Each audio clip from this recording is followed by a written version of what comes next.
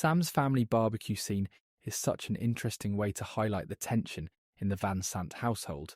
I mean, we've got humour, like Sam wrestling with the smoke while barbecuing, but it's clear there's a deeper frustration simmering underneath, especially with Sam and his dad. Oh, absolutely. I loved how the barbecue kind of felt like a typical family moment. Twins running around, Chloe the dog going bonkers. But then Sam's dad shows up late and everything changes. It's like a switch flips and suddenly there's all this unspoken tension. Right. And we see Sam struggling to connect with his father. There's that great moment when Jasper tries to explain himself, but Sam just can't hold back anymore. His frustration spills out during the meal, especially when he mentions the whole chaotic scene at his dad's workplace. It's almost like Sam's the only one who can't ignore the elephant, or a robot in the room. Yeah. And his dad, oh gosh, his response was so frustrating. I mean, he's kind of apologetic, but at the same time, he's avoiding real answers. Who wouldn't feel neglected in Sam's shoes? That's a great point. Jasper's caught between trying to be a good father and managing immense pressure from his job. It's almost like he's compartmentalising, keeping work and family separate to protect them. But that's obviously not how Sam sees it. Exactly. And it made me think about how parents sometimes try so hard to shield kids from realities they think are too much.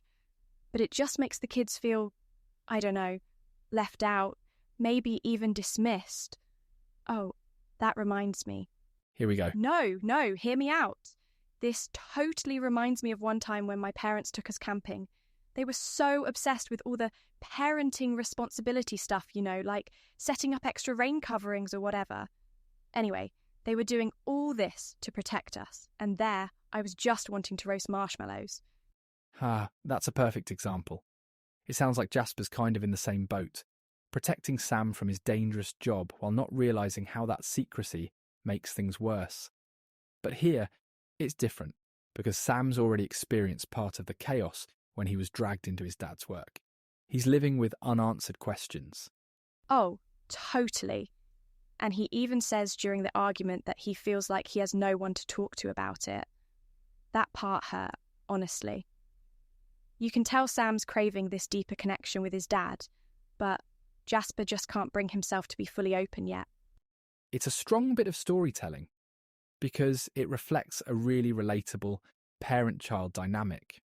Parents trying to juggle their responsibilities while still trying to show up for their kids. And Sam, being a teenager, naturally wants to challenge his dad, but also wants that reassurance. Yeah.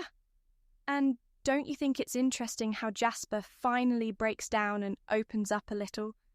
Like toward the end, he tries to explain the symbiotic relationship with their AI flick.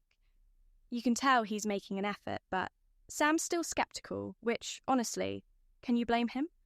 Not at all. It's fascinating because Jasper gets this very human moment, admitting that he'd hoped revealing a touch of his interesting job would impress Sam, but it backfired horribly. It adds depth to his character. We see he doesn't just want to protect Sam. In a way, he wants Sam to respect him too. Oh, 100%! It's amazing how the book manages to balance these emotional tensions with all this high-stakes mystery. You've got robots, secrets, and then this really raw family argument over dinner. But honestly, you know what I think? What's that? I think Sam's totally going to get to the bottom of his dad's secrets. I mean, with everything going on in the background, there's no way he's leaving it alone. He's definitely heading in that direction. And speaking of, we're about to follow Sam as he dives deeper into Jasper's world, starting with the high-tech Shen Pi environment. I mean, talk about a shift from a family barbecue. And now we're really stepping into Jasper's world. Shen Pi's high-tech, secretive atmosphere feels miles away from the barbecue. Yet in a way, it's like we're walking straight into the heart of the mystery Jasper has been trying to shield Sam from. Oh, for sure.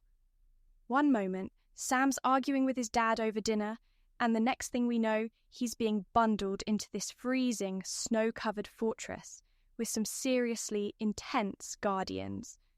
Can you imagine how overwhelming that must feel for him? Exactly. And the descriptions of Shen Pi are incredible, blurring the lines between medieval and futuristic. You've got this installation in the Himalayas, hidden from the world and reinforced like something out of, I don't know, a sci-fi espionage novel. Honestly, it reminded me a bit of that secret government base in the Hunger Games. District 13, you know. Oh my gosh, yes! The whole fortified mountain thing. But here, you've also got those chilling details, like the statues mixed with real guards and the traps lining the corridors. It's just... goosebumps. Can we talk about how eerie it is that you can't even tell some guards from the statues? Absolutely. And here's the thing. It's not just eerie, it feels intentionally secretive. Like it mirrors how Sam feels about his dad's work. Hidden, unknowable, even a little dangerous. That scene where Sam turns around and there's no lift, just this abyss behind him. That's such a metaphor for how lost he feels. Yes. Like, talk about isolation. There's literally nowhere to go but forward. Is such a smart way to echo the story's themes. Oh, and how about the tech? The whole speed lift thing. It's so advanced, it might as well be magic. It's like Jasper's world exists in this totally different reality. And that's where things get really interesting. Jasper begins to explain bits of it, but his explanations about their AIs, for instance, like Flick, are kind of reassuring, yet evasive at the same time. He frames them as helpers who willingly perform tasks. But let's be honest, the idea of machines like Flick making these choices, it's unsettling, right? Oh, completely. I mean, you get why Sam's so skeptical. Even as Jasper's describing this symbiotic relationship with AI, you can't help but think, what happens if these machines decide they aren't so keen on helping anymore? It's spooky. Exactly. And it kind of taps into this broader mistrust we have with advanced technology, doesn't it? I mean, I love a good futuristic tale like Isaac Asimov's stuff, where AI becomes self-aware and questions its purpose. But it's also terrifying when you think about how much of this tech, even in real life, is hidden from public view. It's like fiction and reality are overlapping here. Totally. Add in Sam's unease, and it really feels like a reflection of that kind of underlying fear. Like when Jasper talks about AI not being slaves, just helpers, you start asking questions. What if they decide not to help anymore? What if we're giving them too much power? And that's what makes this sequence so compelling. It's not just about Sam's growing discomfort, it's about shining a light on ethical concerns. Jasper sees it as progress, but Sam and the readers can feel the tension, like something isn't quite right here. Yes, exactly. And I think the story does such a brilliant job of planting those seeds of mistrust. I mean, Sam's not even fully sure he trusts his dad at this point, let alone the tech his dad relies on. Oh man, can you imagine what he's feeling, surrounded by all this cold, clinical tech and secrecy? It's overwhelming, no doubt about it. And this moment of tension really drives home that disconnect between Jasper and Sam. Jasper knows so much more than he's letting on, but instead of making Sam feel secure, it's making him even more uneasy. It's this great interplay of parent-child dynamics mixed with larger existential questions about technology. Oh, definitely. And honestly, it's setting the stage perfectly for the next twist. There's no way everything at Shen Pi is as harmless as Jasper is trying to make it sound. I feel like something big is about to happen. So Amy, just when we're already grappling with the tension at Shen Pi, we're introduced to Ms. Keller. Talk about taking things to the next level. She doesn't just carry that same sense of secrecy, she amplifies it. From her chilling dialogue to her calculated presence, she's the kind of character who sticks with you for all the wrong reasons. Oh my gosh, Archie. I had goosebumps reading her scenes. Her power, her control, it's so unsettling. The way she casually tortures someone to get what she wants. It's horrifying, but it also makes her the perfect counterbalance to Jasper and Sam. She's like the dark side of this whole tech-driven world. Exactly. The way she contrasts with Jasper is brilliant. Where Jasper sees AI as these noble helpers, Ms. Keller seems to view technology, and people for that matter, as tools to dominate and manipulate. Her presence immediately amplifies the stakes and highlights the ethical complexities Jasper is grappling with. Totally. And it's interesting because while Jasper's vision for AI is rooted in coexistence, or symbiosis as he calls it, Ms. Keller represents the dangers of exploiting that same technology. It's like she embodies all of Sam's fears about AI, but magnified 100 times. And honestly, it makes you wonder, how far is too far? That's a great question, and it's something this chapter really pushes us to think about. Keller seems to thrive on fear, using it as a weapon, not just against her victims, but also as a way to assert control over the unknown. Her character forces us to question, what happens when innovation becomes unchecked, when power is no longer balanced by accountability? Exactly.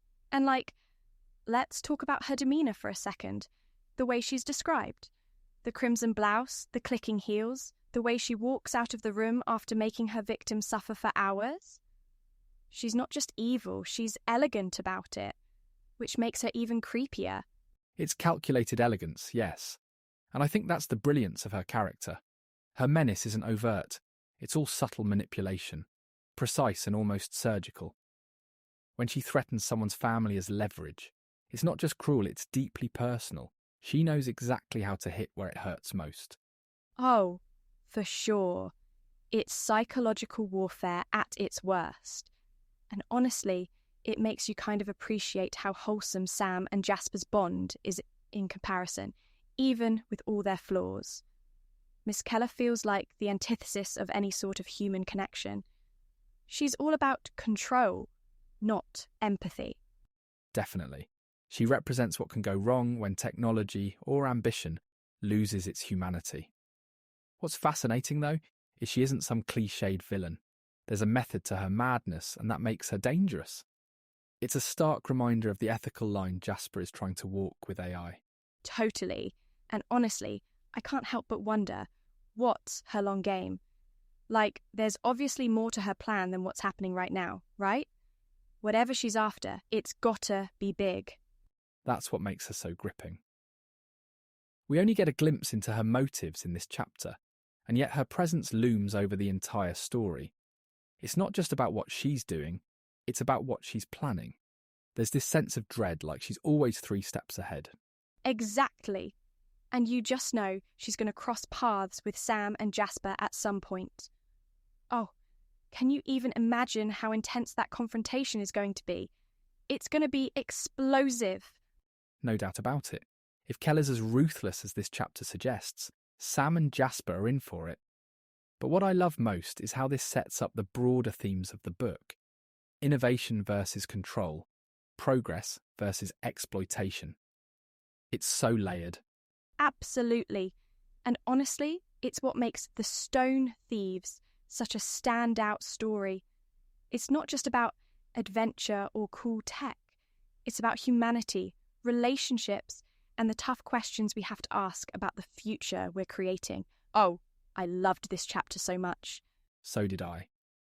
And I think this is the perfect place to wrap up today's discussion. Ms. Keller's introduction brings a whole new dimension to the story. There's danger, suspense, and even more mystery ahead. I can't wait to see how it all unfolds. Oh, same. And for all our listeners, if you're not hooked on this book by now, seriously, what are you doing? Go pick it up and join us on this crazy ride. We'll catch you next time. Thanks for tuning in, everyone. On that note, we'll see you next time. Take care.